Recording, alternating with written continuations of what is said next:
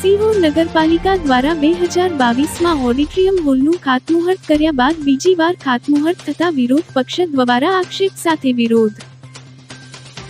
નવો કિમિયો એટલે કે આ સિહોરનું નવું ઓડિટોરિયમ કે ખરેખર તો અમે વિપક્ષે સાધારણ સભામાં પણ વિરોધ કરેલો, પ્રેસ કોન્ફરન્સ પણ કરેલી કે સિહોર શહેરને ખરેખર તો ઓડિટોરિયમની જરૂર નથી. એના કરતાં જે ટાઉન હોલ છે એનું જો વ્યવસ્થિત જાળવણી કરવામાં આવે તો એ ખરેખર લોકોને ઉપયોગી થઈ શકે એમ છે. પરંતુ જેનો ભ્રષ્ટાચાર કરવાનો જ હેતુ હોય અને ભ્રષ્ટાચાર કરવાના હેતુ માટેથી જ આ બનાવવામાં આવતું, એટલે શાસકો કોઈને ગાંઠા વગર ઓડિટોરિયમનું ખાતમુહૂર્ત કરી નાખ્યું, વર્ક ઓર્ડર બહાર પાડી દીધો.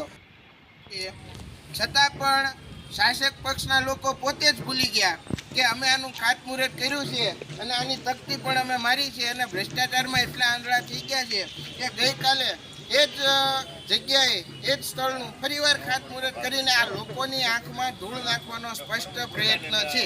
વિકાસનું એક પણ કામ કરી શક્યા નથી, એટલે લોકોને ખોટી કામગીરી બતાવવા માટે એકની એક જગ્યાનું ફરીવાર ખાતમુહૂર્ત કરવામાં આવ્યું છે.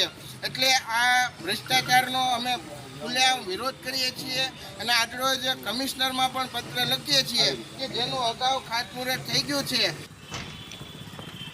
એક વખત ખાતમુહૂર્ત થઈ ગયું એને 2-3 વર્ષ થઈ ગયા તો છતાં ઓડિટોરિયમ બન્યું નથી. તો આ ફરીને ખાતમુહૂર્ત કરવામાં આવ્યું તો હવે ઓડિટોરિયમ બનશે કે નહીં, એ બાબતે આપનું શું કહેવાનું? ગઈ વખતે જે ખાતમુહૂર્ત કરવામાં આવ્યું એને અત્યારે 3 વર્ષ જેટલો સમય ગાળો થઈ ચૂક્યો છે, પણ આપ જોઈ શકો છો કે અહીંયા એક ઈંટ પણ મુકાણી નથી, એક નાનો ખાડો પણ ખોદાણો નથી. એટલે અમે જેમ અગાઉ કહ્યું અમારું સ્પષ્ટ માનવું છે કે આ ઓડિટોરિયમ છે માત્ર ને માત્ર ભ્રષ્ટાચાર કરવાના હેતુથી જ તે આ યોજનાની અમલવારી કરવામાં આવી રહી છે.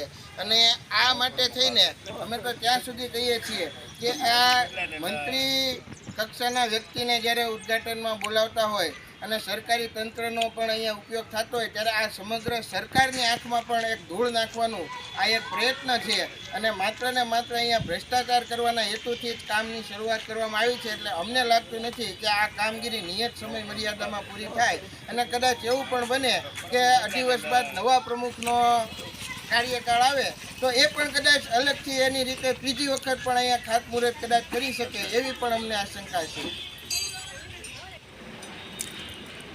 બહેનજી, આપ નગરપાલિકાના અધ્યક્ષ છો અને કાલે રાજ્ય કક્ષાના મંત્રી દ્વારા જે ઓડિટોરિયમ બનાવવા માટેનું જે ખાતમુહૂર્ત કરવામાં આવ્યું, પરંતુ આ ઓડિટોરિયમનું ખાતમુહૂર્ત 2022માં જે તે સમયે થઈ ગયું છે, તો આ બીજી વાર કયા કારણોસર ખાતમુહૂર્ત કરવામાં આવ્યું, આ બાબતથી તમારું શું કહેવાનું?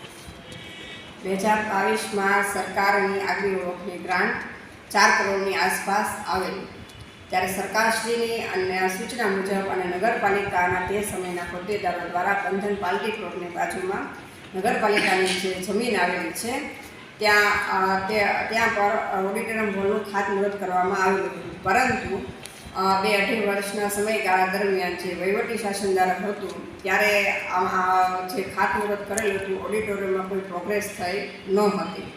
પછી આ ઓડિટોરિયમ જે છે એ નાનું હતું, જે તે સમયે પ્લાન બનાવ્યો હતો એ 4 કરોડનું નાનું હતું. એટલે સરકારશ્રી પાસે નવી ગ્રાન્ટની માંગણી કરી અને અત્યારે 7 કરોડની આજુબાજુમાં સરકારે ગ્રાન્ટ ફાળવી છે. એટલે વધારે સીટિંગ અને અદ્યતન ઓડિટોરિયમ હોલ બનાવવા માટે અમે આ ખાતમુહૂર્ત કરેલું છે.